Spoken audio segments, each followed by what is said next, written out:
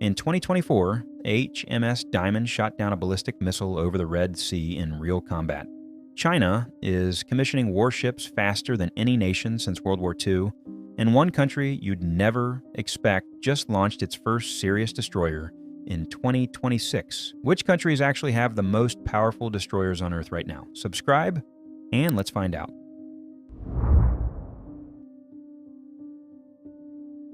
North Korea is the newest country to enter the Destroyer Club, and that alone should tell you something about where naval competition is heading in 2026. In June of that year, North Korea commissioned the Choe Hyun, a 5,000-ton warship and the largest surface combatant its Navy has ever operated. For a fleet that spent decades built around small patrol boats, aging Cold War submarines, and missile craft, this is a serious shift. On paper, the Choe Hyun carries vertical launch cells, anti-ship missiles, surface-to-air weapons, cruise missiles, and, according to North Korean state media, nuclear-capable weapons as well. Here's the thing, though. North Korea has almost no experience operating large warships far from its own coast. The ship only began extended sea trials after commissioning, and nobody outside Pyongyang has independently verified how its radar, combat systems, or crew actually perform. When a government that declares every weapons test a flawless success tells you their new destroyer can launch nuclear weapons, you take that claim carefully. North Korea lands at number 12. The Choe Hyun could threaten regional targets, but until it proves itself at sea, its potential on paper, not proven power in the water. Taiwan sits at number 11, and its situation is almost the opposite problem. It isn't unproven, it's aging. Taiwan operates 4 Keelung-class guided missile destroyers, originally built for the U.S. Navy as the Kidd class before being transferred across. These ships carry SM-2 surface-to-air missiles, Harpoon anti-ship weapons, long-range radar, torpedoes, and helicopters for submarine hunting. In a real crisis around the Taiwan Strait, they'd act as floating air defense command centers, coordinating with land-based missiles and fighter aircraft on shore. But the original design dates back to the 1970s. These ships still use rotating missile launchers rather than the flexible vertical launch systems on every modern destroyer in this ranking. They don't carry the advanced radar or ballistic missile defense available to Japan, South Korea, or the United States. Dangerous close to home, but falling further behind with every year that passes without a serious modernization program. Then there's Russia at number 10, and this is where the list gets complicated. Russia still fields ships with serious anti-ship and anti-submarine capability. Marshal Shapushnikov went through a major rebuild and emerged carrying Caliber cruise missiles, Onyx-compatible launchers, upgraded electronics, and Iran anti-ship weapons. Near Russian air cover in a prepared engagement, these ships are still a real threat. But Russia doesn't have a modern destroyer production line. Most of its surface combatants were built during the Soviet era. Maintenance is a constant battle, and the fleet's overall readiness is uneven in ways that matter enormously in a real conflict. It's not the missiles holding Russia back on this list. It's everything behind the missiles. Here's a question worth thinking about. What if you built one of the best air defense ships in the world, but only built 2 of them? That's exactly the situation Italy and France are both sitting in right now. And it explains why 2 genuinely impressive destroyer forces land in the middle of this ranking. Italy is at number 9 with Andrea Doria and Caio Duilio. It's 2 Horizon-class destroyers built through a joint program with France.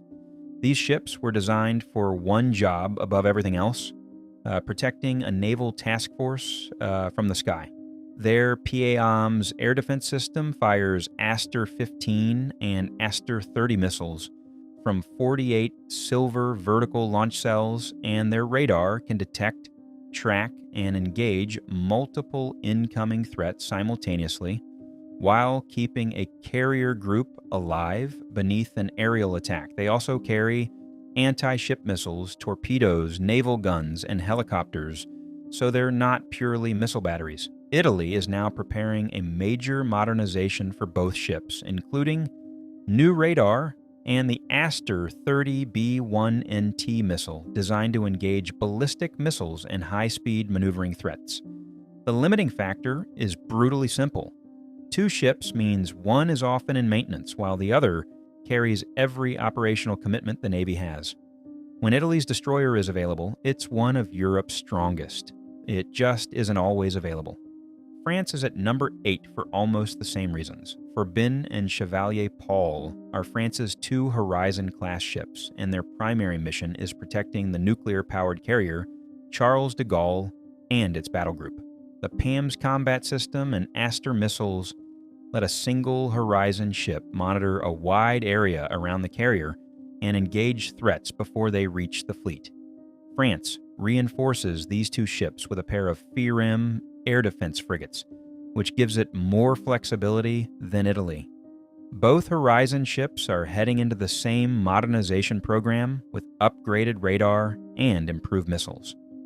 France ranks a slot above Italy because it operates these ships as part of a globally deployed nuclear carrier force with real operational experience, but with only two Horizon vessels, the availability problem is real, and it's the same ceiling that keeps France out of the top tier on this list. Australia is at number 7 with 3 Hobart-class air warfare destroyers, HMAS Hobart, Brisbane, and Sydney. These ships are built on Spain's F-100 design but carry American Aegis combat technology inside, the same combat system that powers the U.S. Navy's own destroyer fleet, allowing them to share real-time targeting data with Allied ships and aircraft in the middle of a fight. Their 48 Mark 41 vertical launch cells carry SM-2 and evolved Sea Sparrow missiles for layered air defense, and Australia has recently added SM-6 to the mix, which extends their reach against aircraft, cruise missiles, ships, and certain ballistic missile threats. Australia is also acquiring more than 200 Tomahawk cruise missiles for its surface fleet, shifting the Hobarts from defensive platforms into ships that can strike important land targets hundreds of miles away. They train regularly with American and Japanese forces, and that interoperability is almost as valuable as the weapons on board. 3 destroyers is still a thin force, but individually, the upgraded Hobarts are becoming some of the most versatile warships in the entire Indo-Pacific. Do you think a destroyer that's actually been in combat is more dangerous than one with more missiles but no real war experience? Hold that thought, because it's exactly what separates the next 2 countries on this list. India is at number 6, and its Visakhapatnam-class destroyers don't get nearly the attention they deserve. India has commissioned 4 ships under Project 15B: INS, Visakhapatnam, Mormugao, Imphal, and Surat, each displacing more than 7,500 tons with a reduced radar signature designed to make them harder to find before they find you. Their headline weapon is the BrahMos supersonic cruise missile, flying at close to Mach 3 and giving defending ships almost no reaction time.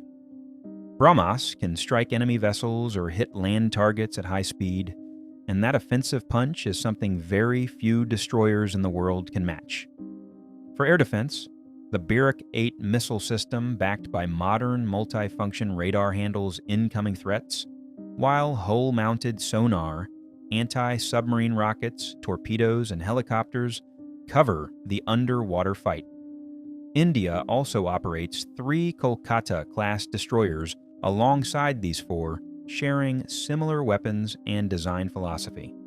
Together, those 7 ships form a genuine core around India's carrier and submarine forces.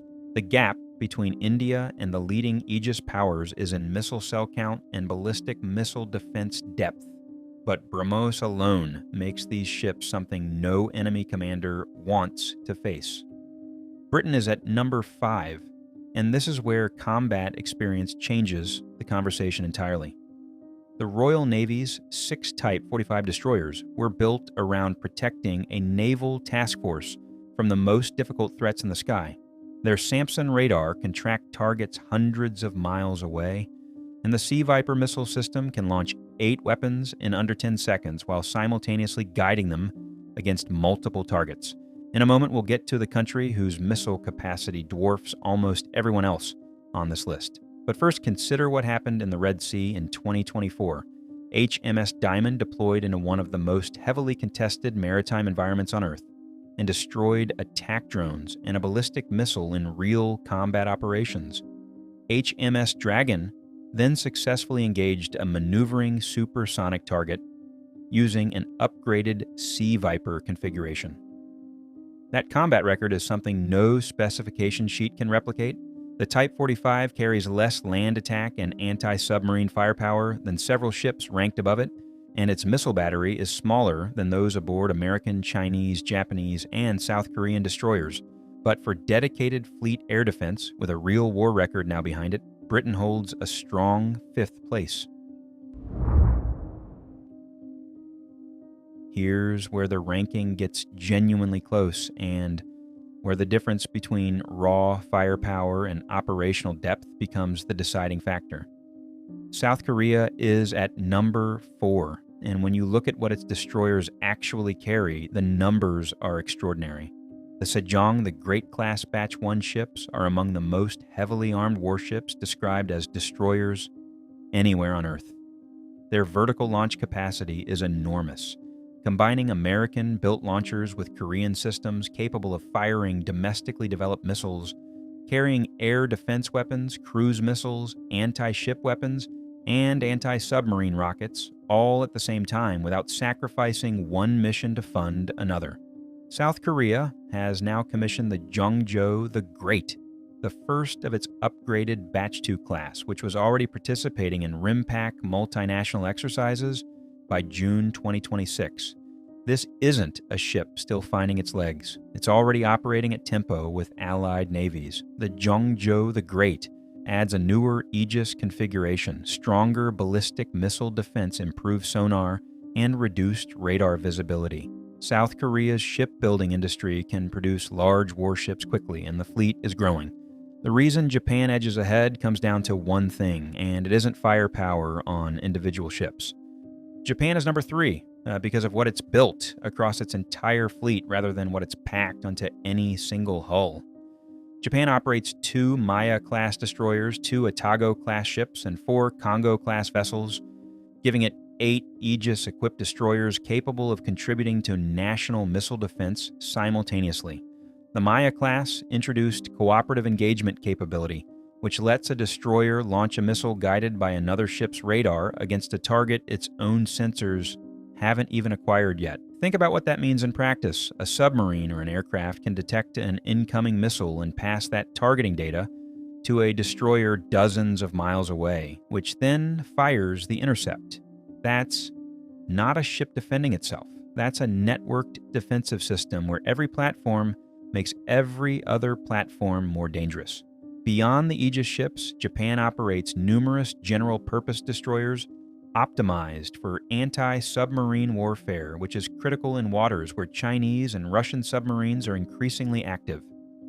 Add in well-trained crews, tight integration with American forces, and airborne radar assets that extend the fleet's sensor reach, and Japan fields a destroyer force that's genuinely more than the sum of its ships. Now, in a moment, we'll get to the country building warships at a pace that hasn't been seen since the Second World War. But first, what do you think? Can any navy in the world actually challenge the United States right now? Drop your answer in the comments, because this last section is going to change how you think about that question. China is number 2, and its lead surface combatant, the Type 055 Renhai class, is a ship so large and so heavily armed that plenty of Western analysts argue it should be classified as a cruiser. At around 13,000 tons and 112 universal vertical launch cells, the Type 055 can carry long-range air defense missiles, anti-ship weapons, anti-submarine missiles, and land attack cruise missiles all at once. Large, active, electronically scanned array radar panels are built directly into the hull structure, giving the ship cleaner sensors and a reduced profile. Type 055S now operate as escorts for Chinese aircraft carriers, providing long-range air defense and coordinating surface groups in exactly the role American cruisers held for decades. Behind them, China fields dozens of Type 052D destroyers, each carrying modern phased array radar and 64 vertical launch cells, allowing China to form several powerful surface groups, rather than concentrating everything around a few elite ships. China built dozens of Type 052Ds inside a single decade. That production pace is something no Western Navy has matched in the modern era. The honest uncertainty is combat experience. Chinese destroyers haven't faced the sustained missile and drone attacks the Royal Navy encountered in the Red Sea. Real-world performance under genuine combat pressure remains an open question, but the combination of Type 055 firepower, Type 052D numbers, and shipyards still running at full pace makes China the undisputed number 2 in 2026. And at number 1, it's the United States, and what puts America at the top isn't any single ship. It's everything surrounding the ships that no other nation has assembled at the same scale. The Arleigh Burke class has been evolving for more than 3 decades and is still being built today because it keeps getting better. The latest Flight 3 variant carries the AN/SPY-6 radar and Aegis Baseline 10 combat system. SPY-6 can detect objects smaller than a baseball at ranges beyond the horizon and handle simultaneous combinations of aircraft, cruise missiles, ballistic missiles, and drone swarms in ways older radar systems simply can't. A Flight 3 Burke carries 96 Mark 41 vertical launch cells configurable for Tomahawks, SM-2S, SM-6S, ballistic missile interceptors, and anti-submarine rockets depending on the mission. More than 70 of these ships are active right now across the Pacific, the Mediterranean, the Red Sea, and the Persian Gulf. Behind the Burkes, the 3 Zumwalt-class destroyers carry 78 megawatts of electrical generating capacity, enough to power the directed energy weapons and hypersonic missiles that are coming next. But America's real edge over China and everyone else on this list is that these ships operate inside a global network of nuclear carriers, fast attack submarines, satellites, surveillance aircraft, and logistics ships that can sustain a destroyer force thousands of miles from home for months at a time. China is closing the gap in ship numbers and will look different before the end of this decade. But in 2026, the United States is still number 1, and the margin is still real. From North Korea's first serious destroyer to China's Type 055s to America's SPY-6 equipped Flight 3s, the world's destroyer forces show exactly where naval power is heading.